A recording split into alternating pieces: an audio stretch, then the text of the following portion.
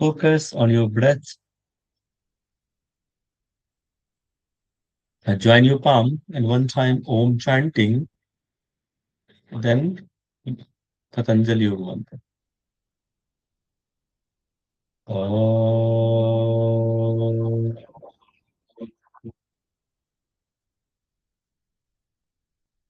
योगेन चित्तस्य पदेन वाचा मलं शरीरस्य च वैद्यकेन लोपाकरोत्तम प्रवरं मुनीनां पातञ्जलिं प्राञ्जलिरानतोऽस्मि पतञ्जलिं प्राञ्जलिरानतोऽस्मि. So rub your palms, put on your face, slowly come back. चलिए सभी को शुभ संध्या. एक बार फिर से आप सभी का स्वागत है आज के इस योग दर्शन की व्याख्यान माला में. जैसा कि अभी तक हमने योग दर्शन में पहला चैप्टर यानी समाधि पाद और दूसरा चैप्टर यानी साधन पाद के श्लोक को देख लिया है. ठीक है. तो आज जो है, एक्चुअली कल ही स्टार्ट हो गया था हमारा तीसरा चैप्टर विभूति पाद.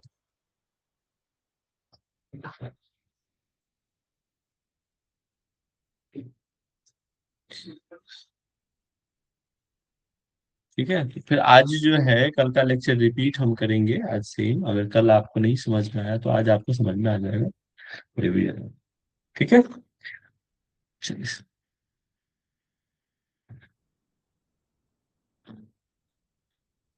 मैं स्क्रीन प्रेजेंट कर रहा हूँ, बताइएगा. देखो ये आज के जो लेक्चर है ना, प्रीवियस लेक्चर कॉन्सेप्ट है. समाधि पाठ के कई सारे कॉन्सेप्ट यहाँ आपको देखने को मिलेगा.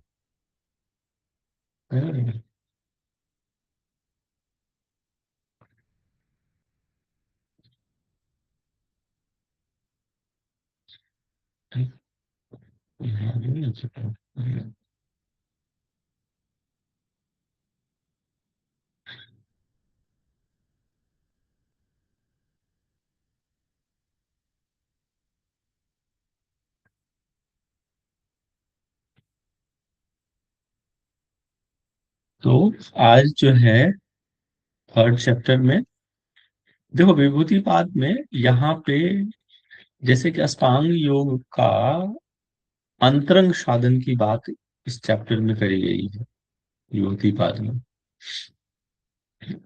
अब अष्टांग योग कौन कौन सा था. देखो अष्टांग योग को दो भागों में बांटा है, बहिरंग साधन और अंतरंग साधन. बहिरंग साधन की चर्चा हमने साधन पाद में की है. यम नियम आसन प्राणायाम प्रत्याहार. ठीक है, ये क्या है, बहिरंग साधन है. और यहाँ पे विभूति पाद में उसके अंतरंग साधक की बात जो है की गई है. धारणा ध्यान समाधि क्या है, अंतरंग साधन है. तो पहला जो सूत्र है वो कह रहा है क्या, धारणा के बारे में बात कर रहा है इसमें. देखो इसको रेफरेंस भी आपको याद रखना है कि कहाँ से कहाँ तक किसके बारे में है. ठीक है. एक मिनट. हेलो. यस. हाँ अभी मैं शीशो दे रहा हूँ, बाद में बात करता हूँ. ठीक है, 1 घंटे के बाद फोन पीछे. अच्छा.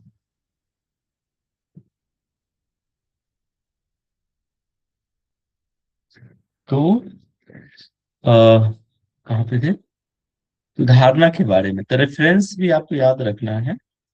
इसमें कह रहा है कि देश बंधस्य चित्तस्य धारणा.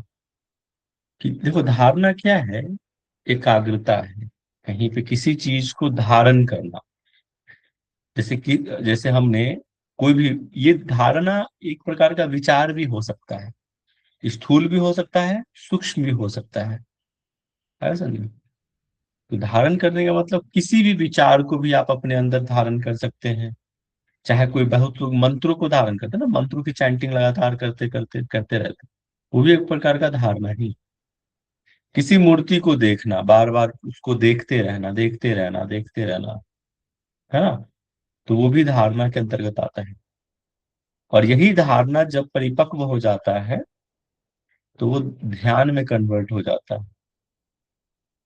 और उस वक्त आपको क्या है, बिल्कुल ध्यान नहीं रहता चीजों का।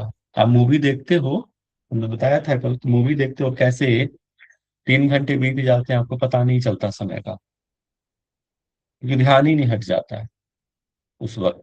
आप होते हो, बट आपका जो ध्यान है पूरी तरह उस चीजों में लग जाता है, और बाहर की चीजों से आप क्या है, अलग हो जाते हैं, डिस्ट्रैक्ट हो जाते हैं।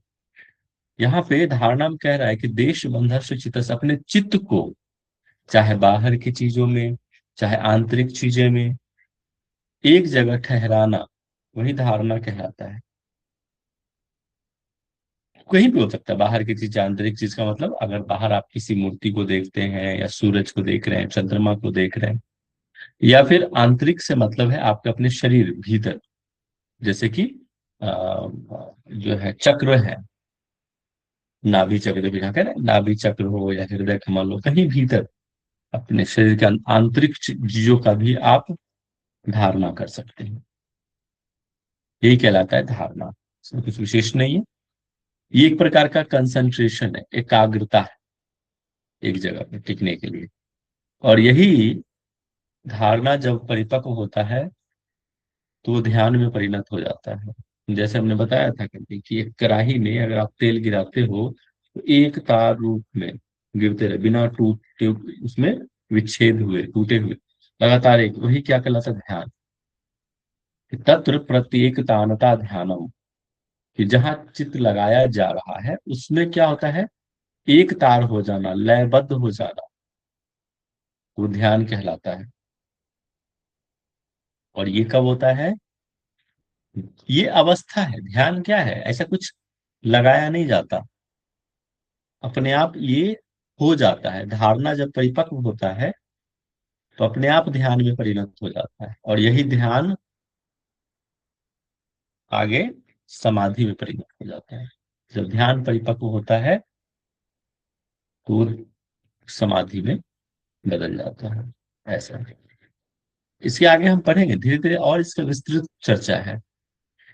अब समाधि का स्वरूप, ये तीनों स्वरूप की बात कर रहे हैं। एक तो धारणा के बारे में बता दिया, फिर जो है ध्यान के बारे में बताया, और फिर जो है समाधि के बारे में, इसके स्वरूप की चर्चा करी, है ना।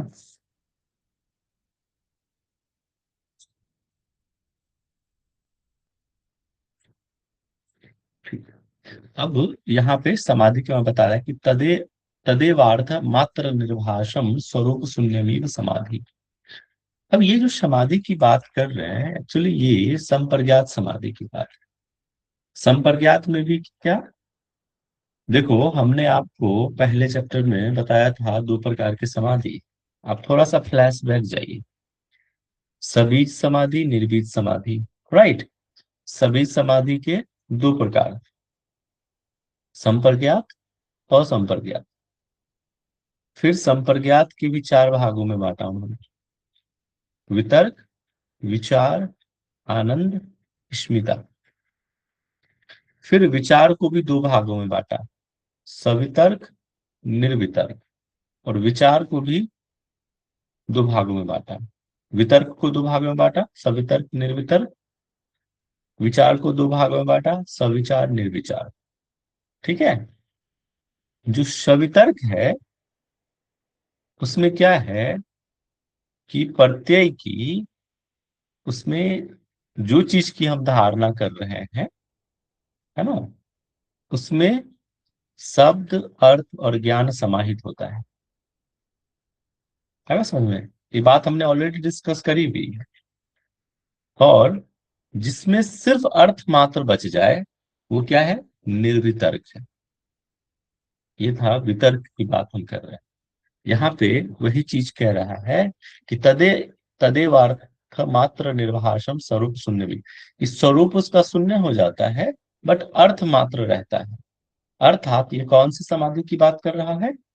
सवितर्क समाधि, सॉरी, निर्वितर्क समाधि की बात कर रहा है, निर्वितर्क, जिसमें अर्थ मात्र बचा। ठीक है, निर्वितर्क संप्रज्ञात समाधि की बात ये कह रहा है कि जिसमें सिर्फ अर्थ मात्र बच जाए, ध्येय का, उस उसके प्रत्यय का, और स्वरूप क्या होता है, शून्य हो जाता है। ठीक है, ये समाधि है।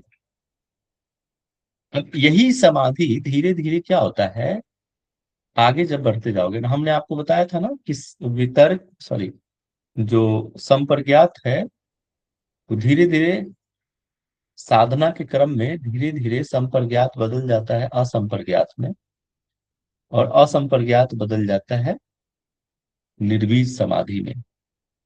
संप्रज्ञात में क्या है कि आप उसके अंदर बहुत सारी चीजें, संस्कार भरे पड़े रहते हैं, और जो है शब्द अर्थ ज्ञान रहेगा छिपा हुआ उसके अंदर, जो है अ, मतलब मोक्ष नहीं होता, जरा मरण के बंधन में बंधा हुआ रहता है, संस्कार भरे रहते हैं उसके अंदर, बहुत सारी जो है वृत्तियां भी है।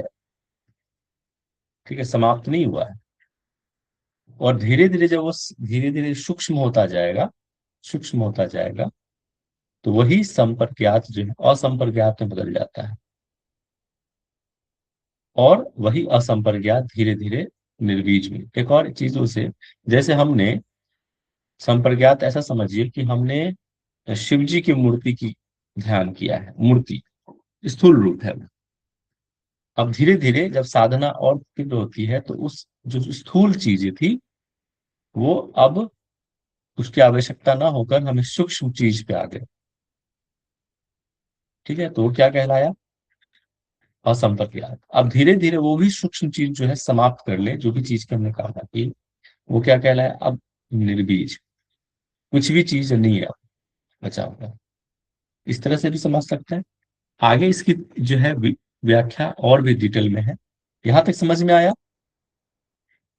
क्लियर है तीन चीज?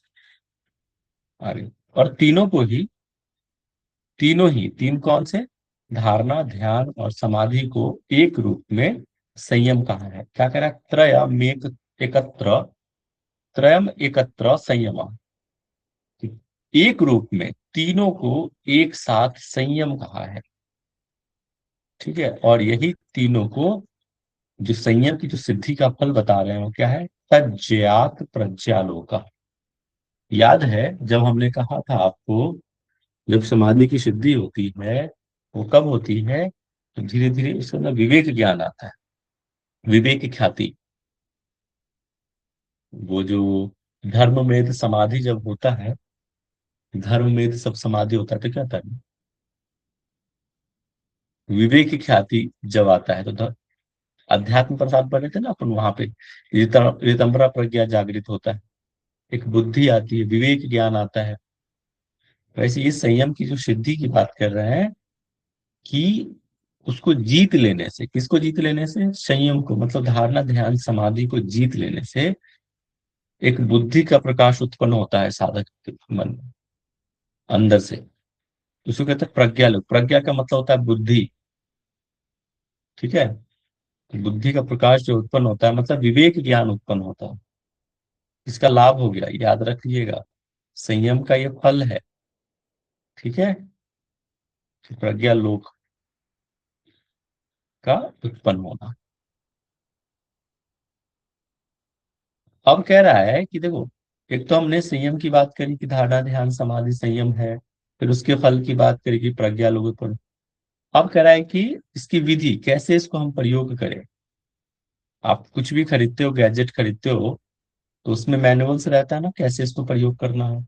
वैसे ही संयम कैसे सिद्ध होता है, इसको कैसे प्रयोग की जाए, वही बता रहा है कि तस्य भूमिषु विनियोगा, उसको क्रम से। अब जैसे आपको, मैं आपको कहूँ, तुमने कहा था अभी कल कि आपको 10th फ्लोर पे जाना है, तो डायरेक्ट कैसे जाओगे, आपको फर्स्ट से शुरू करना, ग्राउंड से शुरू करना पड़ेगा, फर्स्ट स्टेयर से शुरू करना पड़ेगा, फिर सेकंड, थर्ड, इस तरह से आप ऊपर जाओगे, तब ऊपर पहुंचोगे। वैसे ही यहाँ पे कह रहा है कि आपको सबसे पहले धारणा, धारणा को सिद्ध कीजिए, फिर ध्यान, फिर समाधि, तब पहुंचते हैं। और इसमें एक और बात कि जब आप धारणा करते हो तो तुरंत सूक्ष्म चीजों पे नहीं धारणा करनी है, पहले स्थूल चीजों पे धारणा करनी है। अच्छा आप बताओ, क्या आंख बंद करके आप वृक्षासन का प्रयोग, वृक्षासन लगा लोगे? लगा सकते हो जब आप सिद्धियां पा लोगे। किस पे? आंख खोल के। जब आंख खोल के कर लेते हो तो धीरे धीरे हम आंख बंद कर, तो तुरंत आप आंख बंद करके उसका अभ्यास नहीं कर सकते, कंसंट्रेशन ही नहीं बनेगा, फोकस ही नहीं कर पाओगे। तो इसीलिए पहले शुरुआत कैसे होती है? पहले आपको स्थूल चीजों पे ध्यान करना, उस पे संयम करना। जैसे अभी हमने आपको शिव जी का एग्जाम्पल लिया, पहले आप शिव जी की मूर्ति को सामने रखो, देखो, उस पे चिन्ह, उस पे ध्यान लगाओ। जब उस पे आप एक्सपर्ट हो जाओगे तो धीरे धीरे आप, उसकी आवश्यकता नहीं पड़ेगी, आपको शिव जी की मूर्ति की भी आवश्यकता नहीं है। आप इजिली उस मूर्ति के बिना भी उनका ध्यान लगा सकते हो। तो वो क्या हो गया? सूक्ष्म हो गया। तो उस सूक्ष्म पे जाने से पहले आपको स्थूल पे संयम करना पड़ेगा, तब जाके तो वही कह रहा है कि आपको क्रम से जाना पड़ेगा, तस्य भूमिषु विनियोग। उस संयम का क्रम से उनके भूमियों में विनियोग करना चाहिए, मतलब उसका ध्यान लगाना चाहिए उनकी चीज। स्थूल, पहले स्थूल विषय पर संयम कीजिए, फिर वह स्थिर हो जाए तो क्रम से सूक्ष्म पे जाएंगे। है बस समझ में? तो ये विधि, और ये तीनों को ही अंतरंग साधन बताया गया कि त्रयमंग तरंग पूर्वेभ्य, कि पहले कहे हुए की अपेक्षा ये तीनों क्या है? अंतरंग है। पूर्वे जो पहले जो हमने जो कही थी, इसके बारे में कह रहे हैं, यम नियम आसन प्राणायाम प्रत्याहार, उसकी तुलना में ये तीनों क्या है? अंतरंग है। पहले की तुलना में ये तीनों क्या है? अंतरंग। किसकी तुलना में? यम नियम आसन प्राणायाम प्रत्याहार की तुलना में ये अंतरंग है। लेकिन बड़ी कमाल की बात है कि ये भी किसी के सापेक्ष बहिरंग है। वो क्या है? निर्वीज समाधि की विशेषता की बात यहाँ पे आप कह रहे हैं कि तदपि बहिरंग निर्विजस्य, कि निर्वीज की, सॉरी आप, ये निर्वीज की तुलना में ये क्या है? बहिरंग है। कौन? धारणा, ध्यान, समाधि। अंतरंग साध, ये बहुत महत्वपूर्ण है एग्जाम में, कहा कि अंतरंग साधन होते हुए भी, ये जो अंतरंग साधन होते हुए भी धारणा, ध्यान, समाधि किसकी तुलना में जो है बहिरंग है? तो निर्वीज समाधि की तुलना में बहिरंग। क्लियर? इसको ध्यान में रखिएगा।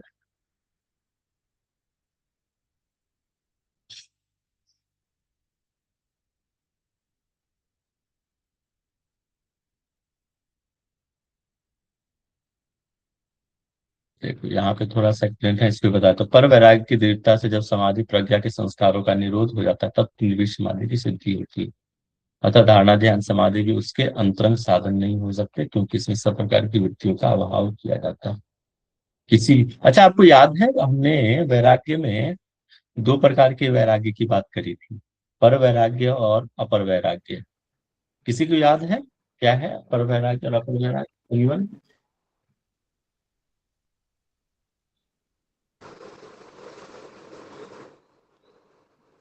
सर पर वैराग्य दृष्टानुश्रवित विषय भी तृष्ण से वशीकार संज्ञान वैराग्यम, यही वाला ना?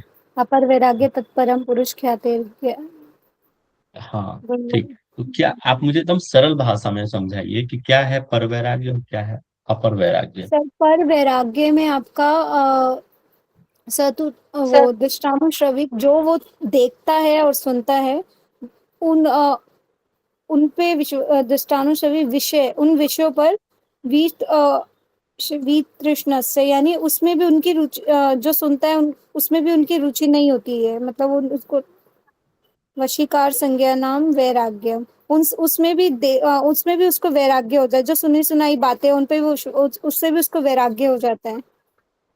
यही है सर।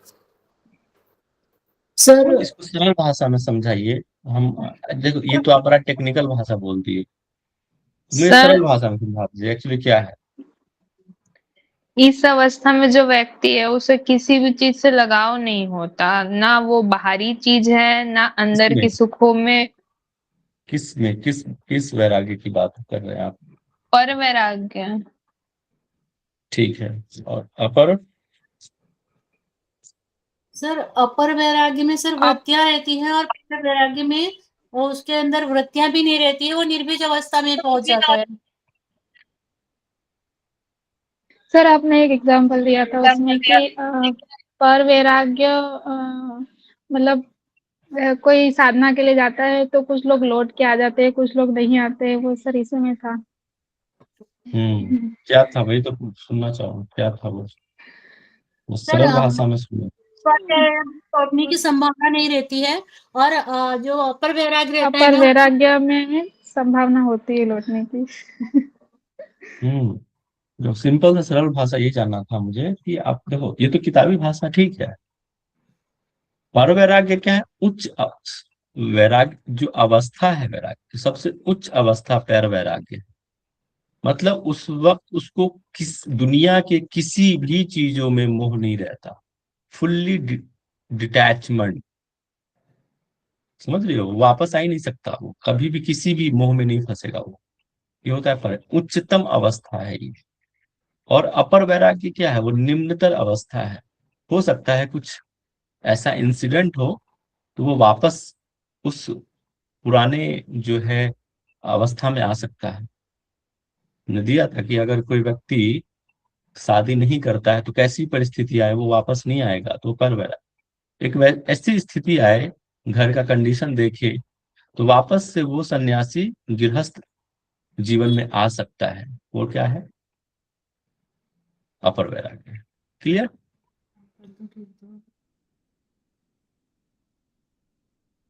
आए बात समझ में? तो देखो, पर वैराग्य की दृढ़ता से जब समाधि प्रज्ञा के संस्कारों का भी निरोध हो जाता है, तब जाके निर्विष समाधि की सिद्धि होती है। ये उच्च अवस्था है पर वैराग्य। ठीक है, वो दुनिया के सारे ही मोहों से वो मुक्त हो चुका है, तब जाके निर्विष समाधि की प्राप्ति होती है। अपर वैराग्य में क्या है कि फुल्ली डिटैचमेंट नहीं होता, अभी भी कुछ ना कुछ मोह फंसे हुए हैं, तो वो क्या हो गया? वो सबीज समाधि के प्रकारों वो अंदर चला गया। सबीज समाधि के अंतर्गत आ गया। निर्बीज में कुछ भी बीज नहीं, सबीज में अभी भी संस्कार शेष है। बस समझ लो। इसीलिए निर्बीज की तुलना में ये जो धारणा ध्यान समाधि की बात हमने अभी पहले की है, वो क्या है? बहिरंग है। और अंडरस्टूड? निर्बीज पूरी तरह से अंतरंग साधन है। अब यहाँ पे देखो, यहाँ पे हमने कल पे इस पे बहुत डिस्कस भी किया था, आज फिर हम आपको बता रहे हैं। ये सीक्वेंस थोड़ा अलग है।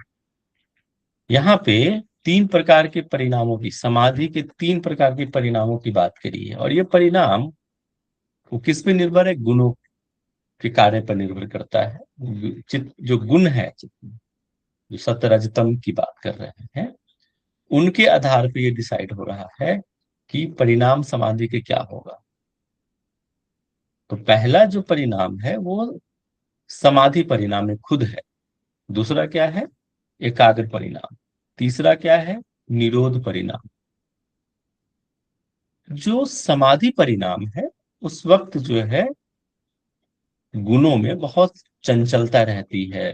विषयों की तरफ जो है साधक का मन आरूढ़ रहता है, उधर उधर भटकता है मन। अब धीरे धीरे जब वो एकाग्र होना शुरू होता है, भटकाव कम होना शुरू होगा, तो वही समाधि परिणाम जो है परिणत हो जाता है किसमें? बदल जाता है किसमें? एकाग्र परिणाम में। वो जो चंचलता सी अब टिक जाता है एक जगह पे, स्थिर हो जाता है। आया समझ में? और तीसरा परिणाम, वही एकाग्र परिणाम अब बदल जाता है किसमें? निरोध परिणाम में। अब जो भी चंचलता थी अब वो है ही नहीं। जो अब एक जगह टिका भी था मन, अब वहां से भी वो हट चुका है, अब बिल्कुल निरोध हो चुका है। वो कहलाता है निरोध परिणाम। एक एग्जाम्पल हमने कल दिया कि आप मिठाई की दुकान पे जाते हो, आप भिन्न भिन्न प्रकार की मिठाइयाँ हैं, आपका मन भटक रहा है, कभी गुलाब जामुन पे, कभी रसमलाई पे, कभी काजू कतली पे, कभी जलेबी पे भटक रहा है मन, है ना, विषयों की तरफ।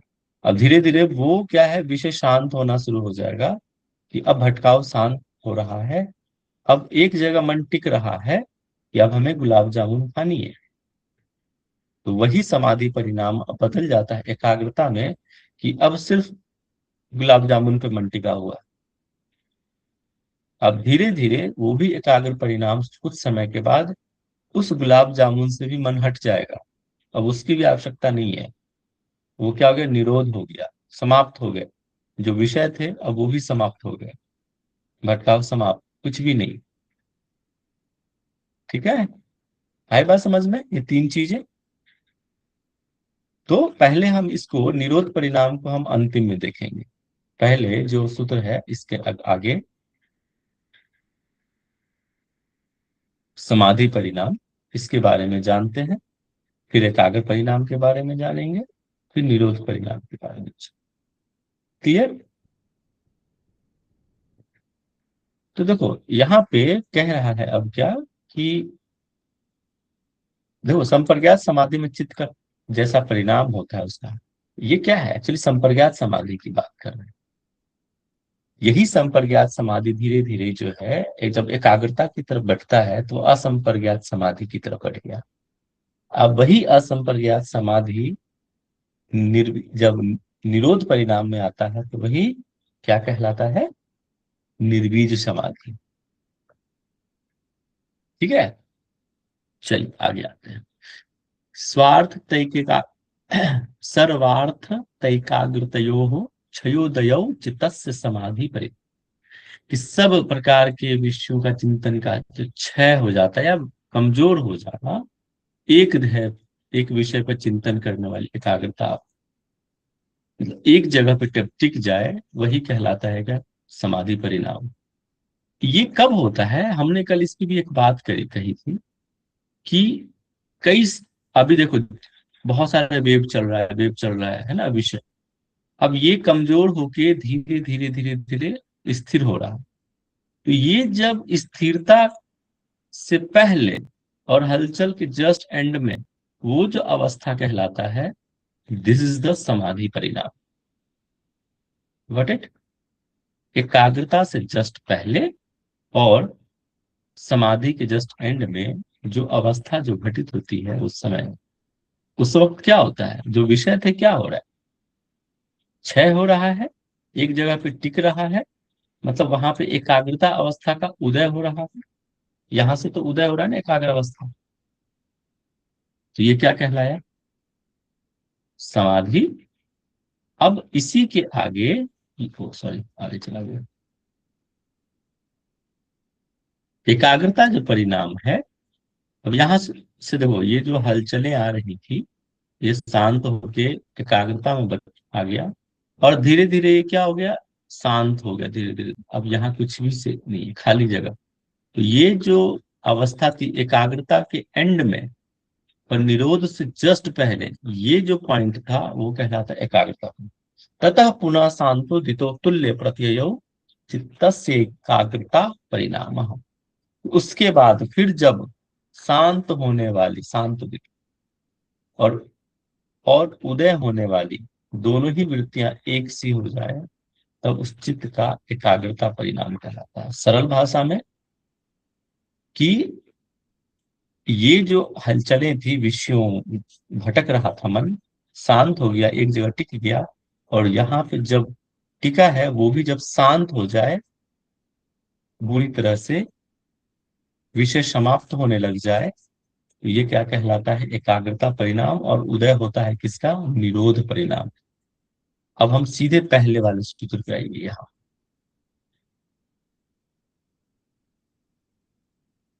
व्युत्थान निरोध संस्कार योर विभ प्रादुर्भावो निरोध क्षण चित्तान्वयो निरोध परिणाम। कि अब क्या है यहाँ पे, जो भी व्युत्थान अवस्था के संस्कारों का दब जाना। अब ये जो संस्कार चल रहे थे एकाग्र वाला, अब ये दब गया, कुछ है ही नहीं, ये खाली जगह बच, मतलब निरोध हो चुका है। ठीक है, उसको हम कहते हैं क्या, निरोध परिणाम। ठीक है, तो इस अवस्था में क्या होता है कि जो संस्कारों का जो उथल पुथल हो रहा था, वो पूरी तरह से क्या हो रहा है, दब जाता है ना। और यही है, ये प्रबल अवस्था कहलाता है यहाँ पे। ठीक है, पूरी तरह से। और कुछ पॉइंट।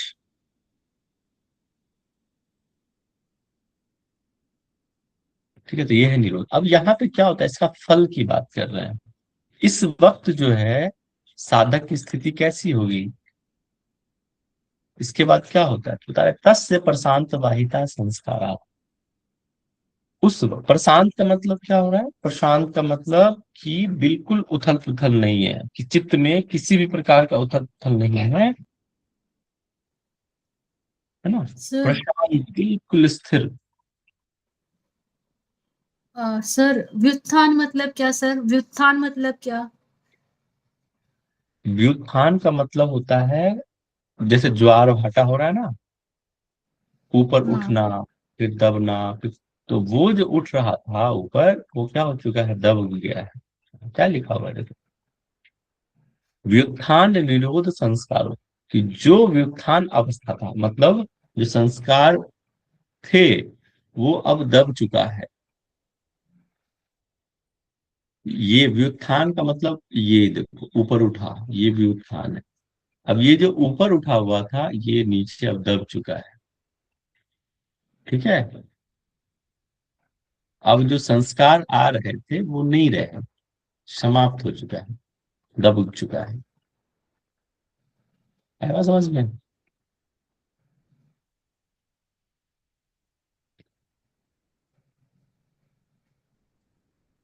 ठीक है, तो ये जी। इस तरह से तीन परिणामों की चर्चा यहाँ पे करी गई। ये क्रम से होता है। अब जैसे हमने कल बताया था कि अगर किसी को घी निकालना है तो कैसे घी निकलेगा, डायरेक्ट मक्खन से निकलेगा क्या, दूध पहले लेना पड़ेगा, दूध से दही बनाइए, फिर उसका मक्खन बनाइए, फिर मक्खन से घी निकलेगा, है कि नहीं, यही प्रोसेस है। वैसे ये है, कोई भी व्यक्ति डायरेक्ट निरोध परिणाम पे नहीं पहुंचेगा, उसको पहले समाधि परिणाम से गुजरना पड़ेगा, समाधि परिणाम, फिर एकाग्रता परिणाम, तब जाके निरोध परिणाम। ये ऑर्डर है, इसको आप सीरीज में याद रखेंगे। यहाँ पे थोड़ा ऑर्डर ऊपर नीचे है, पहले देना चाहिए था समाधि परिणाम के बारे में, फिर निरोध परिणाम, सॉरी एकाग्र परिणाम, फिर निरोध परिणाम। ठीक है,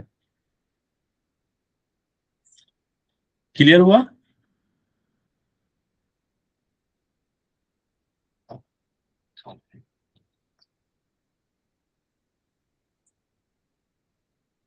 क्लियर हुआ? Yes sir. ठीक है, अब जो है आगे जो दूसरे परिणाम की बात कही है गई है, वो जो है पंच महाभूत और इंद्रियों के संदर्भ में कही गई। वो कैसे है बताते हैं, आगे बढ़ाऊं ना अभी?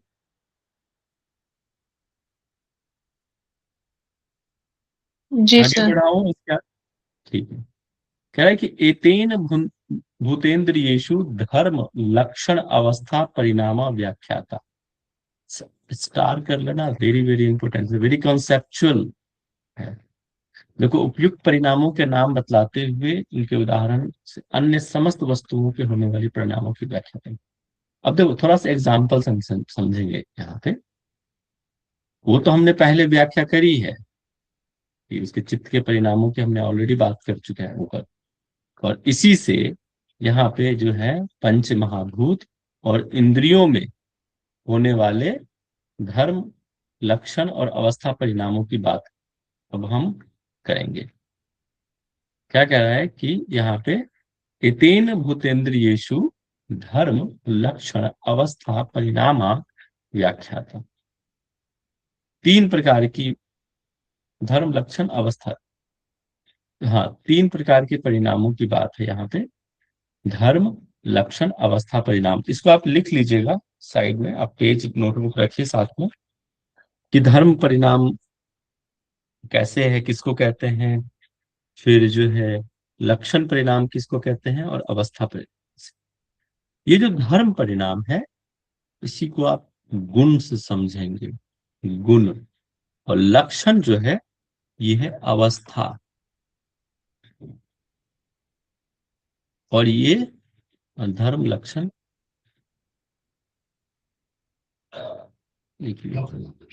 धर्म लक्षण और अवस्था। अवस्था को यहाँ पे यहाँ पे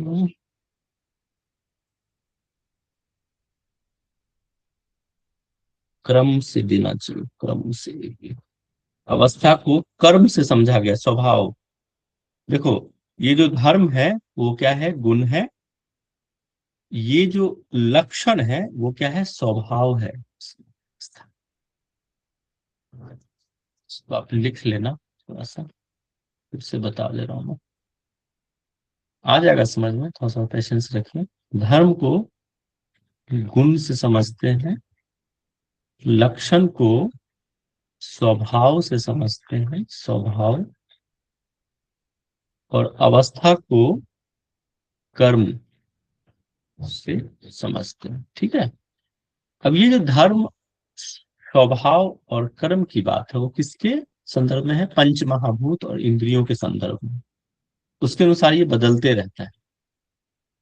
अब कैसे इसको समझते हैं। ये जो धर्म परिणाम है, चित्त की प्रकृति में परिवर्तन आता है, और लक्षण परिणाम जो है चित्त के स्वभाव में परिवर्तन आता है, और अवस्था जो है वो चित्त के कर्मों में परिवर्तन आता है। अब जैसे एक एग्जाम्पल से आप समझिए, लिख लेना। मिट्टी हम लेते हैं, पंच महाभूत है तो मतलब क्या, पृथ्वी, जल, अग्नि, वायु और आकाश। ठीक है। और इनमें उनके गुण, स्वभाव और कर्म के। तो मिट्टी जो है, पहला जो हमने तत्व लिया मिट्टी, पंच महाभूत में एक मिट्टी है ना, पृथ्वी तत्व। वो क्या है, उसका गुण क्या है, धर्म क्या है, ठोस। ठोस रहता है ना मिट्टी, तो इसको आप लिख लेना, ठोस।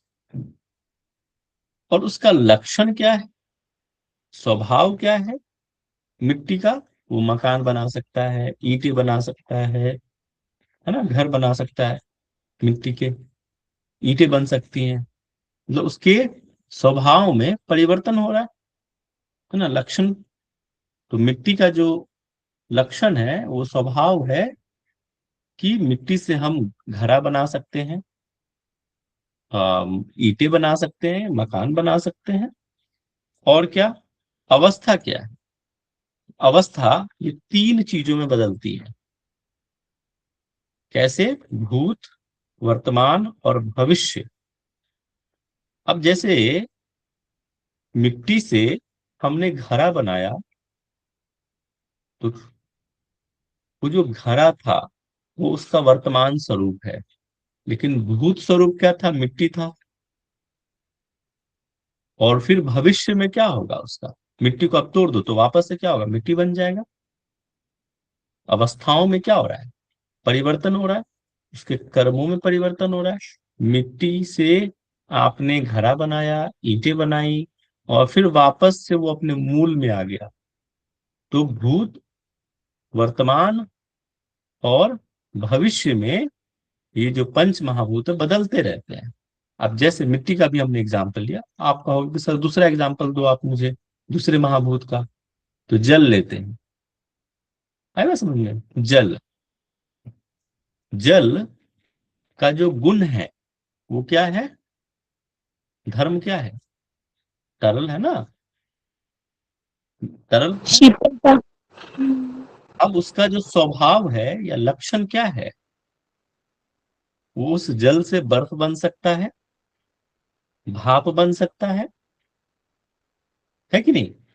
परिवर्तन हो गया स्वभाव। अब अवस्था में, मतलब से कर्मों में, अब जैसे देखो, अभी जल था, उसको हमने गर्म किया, तो गर्म करने पे क्या हुआ? क्या वो जल ही रहा? नहीं, वर्तमान में भी जल है, भविष्य में वो क्या हो गया? वो बन गया भाप। और फिर भाप से फिर बाद में वो पुनः जल में परिवर्तित हो सकता है। है ना समझ में? अभी मान लेते हैं, अभी ठोस अवस्था में है, बर्फ की अवस्था में है वो, वर्तमान स्थिति। तो क्या वो बर्फ पहले से ही बर्फ था क्या? नहीं, वो जल था पहले, जल से फिर वो बर्फ बना, और फिर बर्फ पिघल के जल बन गया। तो क्या है उसका कर्म? कि वर्तमान, भूत, वर्तमान और भविष्य में उसकी अवस्था में परिवर्तन होना, ये कहला, ये बदलते रहते हैं, यही परिणाम है। ऐसे ही बाकी के भी चीजों में आता है। जैसे पृथ्वी था, जल था, वैसे अग्नि का भी स्वरूप है। अग्नि है, उसका धर्म क्या है? रूप, उसके जो तन, जो क्या है वो, जलन, वो देना, गुण हो गया। लक्षण, अग्नि के स्वभाव क्या है? अग्नि से आप कुछ भी बना सकते हो ना, अग्नि का कार्य कर सकते हो, किसी भी लोहे को पिघलान के यूज कर सकते हो अग्नि से। और क्या अग्नि हमेशा जलती रहेगी क्या? नहीं, वो बुझ भी सकती है, उसके अवस्था में परिवर्तन हो सकता है अग्नि का। तो इसी तरह से पंच महाभूत जो है, उसके धर्म, लक्षण, अवस्था, ये तीन परिणाम बताएगा। ये हो गया आपको भूत, पंच महाभूत। वैसे ही इंद्रियों के सदृश भी होता है। आपको अक्सर इंद्रियों की सदृश बताइए, तो कैसे? आप आंख है, आंखों का एग्जाम्पल लेते हैं। आंख है, आंखों का ये धर्म क्या है, गुण क्या है आंख का? सुनना कि देखना? देखना। तो ये क्या हो गया? धर्म। देखना हो गया आंख का। लक्षण क्या है? तो आंख, जैसे उसका स्वभाव है आंखों का, जैसे किसी चीज को देखना, अभी आप जो देख रहे हो वर्तमान में, आंखें खुली है, फिर आंखें बंद हो सकती है भूतकाल, और फिर जब आंखें खुली तो भविष्य। इस रूप में आप समझ सकते हैं उसका स्वभाव। आंखें, अभी आप जो चीज देख रहे हो वर्तमान में, जैसे आप मुझे देख रहे हो, ये क्या है अभी? ये वर्तमान है। आंखें खुली है मतलब आप वर्तमान देख रहे हो। आंखें बंद हुई, जो पीछे अभी हमने सूत्र देखा, वो उसको आप देख सकते हो। जब आप आंखें खोलोगे तो भविष्य में जो चीज होने वाली है उसको बारे में देखोगे आप आगे। वैसे ही इसकी जो अवस्था है, कि अभी आपने क्या देखा, पहले आपने क्या देखा, और भविष्य में आप क्या देखोगे। अर्थात भूत, वर्तमान और भविष्य में भी ये चीजें बदलती रहती है। अभी मैं आपको ये सूत्र पढ़ा रहा हूँ 13 नंबर का, कुछ देर पहले मैं 12 नंबर पढ़ा रहा था, और कुछ देर के बाद फिर क्या है, भविष्य में 14 नंबर का सूत्र पढ़ाऊंगा। तो इस तरह से इंद्रियों के, अब वैसे सुनने के में भी आप ले सकते हो कि सुनने का जो धर्म है, जो कान है, सॉरी कान है, वो क्या है उसका धर्म? गुण क्या है? सुनना। कान का स्वभाव क्या है? कि जो अभी मैं बोल रहा हूं वर्तमान में, जो मैंने पहले बोला था, और आगे जो बोलूंगा। वैसे ही अवस्था में भी है कि अभी आप जो सुन रहे हैं, पहले जो सुना था, और आगे भी सुनोगे, ये अवस्था। ये सारे चीजें भूत, वर्तमान और भविष्य, हिसाब से बदलते रहती है। इस तरह से इसकी जो व्याख्या है कि इंद्रियां और जो है और पंच महाभूत को 3 परिणामों में बांटा है, धर्म, लक्षण और अवस्था। और ये परिणाम जो है बदलते रहते हैं भूत, भविष्य और वर्तमान के हिसाब से। ठीक है, थोड़ा डिफिकल्ट हो गया क्या?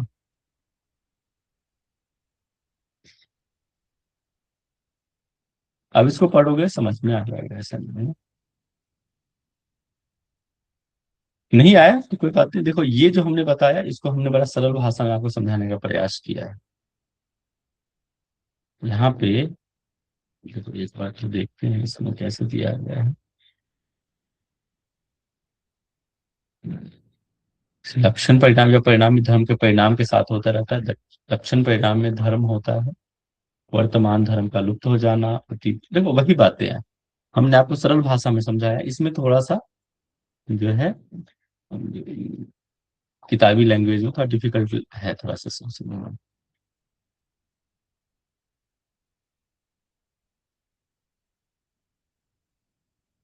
यहाँ पे धर्म और धर्मी का विवेचन की बात करते हैं।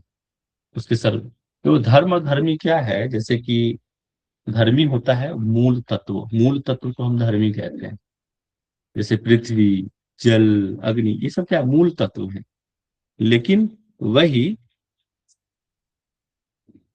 उसका परिवर्तन हो जाना, किसी और रूप में बदल जाना, जैसे मिट्टी से घड़ा का रूप ले लिया, ठीक है, वो क्या है, उसका स्वरूप हो गया। धर्मी का ये क्या है, स्वरूप। और ये बदलते रहते हैं अतीत, वर्तमान और आने वाले धर्मों में। वैसे ही पास्ट, प्रेजेंट और फ्यूचर में। आपने मिट्टी है, मिट्टी से आपने घड़ा बना दिया, क्या वो हमेशा घड़ा रहेगा क्या?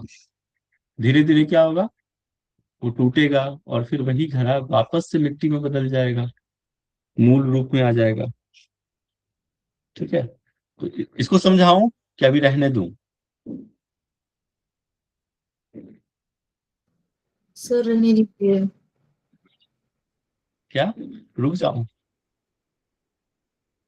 जी सर। ठीक है सर, इतना भी करते हैं अपने तो फिर वोमिट हो जाएगा फिर, नहीं तो ज्यादा अगर कर देंगे तो। ठीक है, कुछ भी समझ में आया ये बताओ मुझे।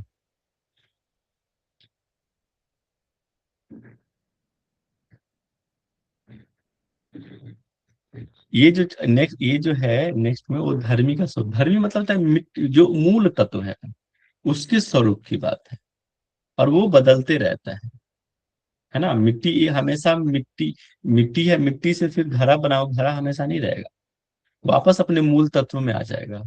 तो उसी को धर्मी कहते हैं। उसकी व्याख्या हम कल करेंगे फिर से, आज के लिए बस इतना ही रखते हैं। अभी इसमें से कोई डाउट है, किसी तरह का कंफ्यूजन है तो पूछो, फिर उसको हम फिर एक्सप्लेन करेंगे।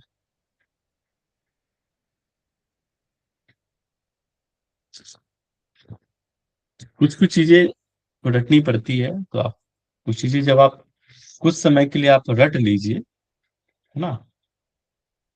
और इसको हम कल फिर से एक्सप्लेन कर देंगे। मुझे लग रहा है कि थोड़ा सा आपको ये जो परिणाम है वो डिफिकल्ट हो रहा होगा। तो शुरुआत में होता है, जब आप एक दो बार पढ़ लेते हैं, मेरे साथ भी हुआ था, इट्स वेरी नेचुरल। जब कोई चीज नहीं होती है तो थोड़ा सा समझने में दिक्कत आती है, लेकिन जब आप उसको बार बार पढ़ते हैं तो अपने आप अंडरस्टैंडिंग लेवल बढ़ जाती है, उसको समझने की जो क्षमता है बढ़ जाती है। ठीक है, तो आप निश्चिंत रहिए, कल इस पे हम फिर से ये जो हमने आज अभी बताया आपको, जो एतेन भूतेन्द्रियेषु धर्म, लक्षण, अवस्था, परिणाम, व्याख्या था, इसकी चर्चा हम कल फिर करेंगे। और दूसरे प्रकार के जो जो अभी धर्म और धर्मी के बारे में बात करेंगे इस पे। ठीक है,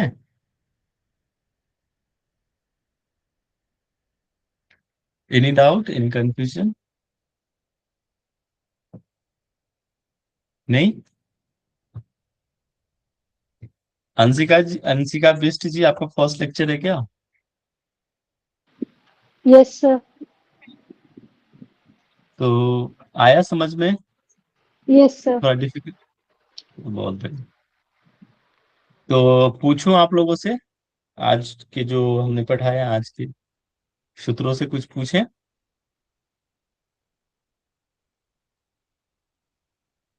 चलो ठीक है। धारणा क्या है, स्मृति शर्मा जी आप बताइए।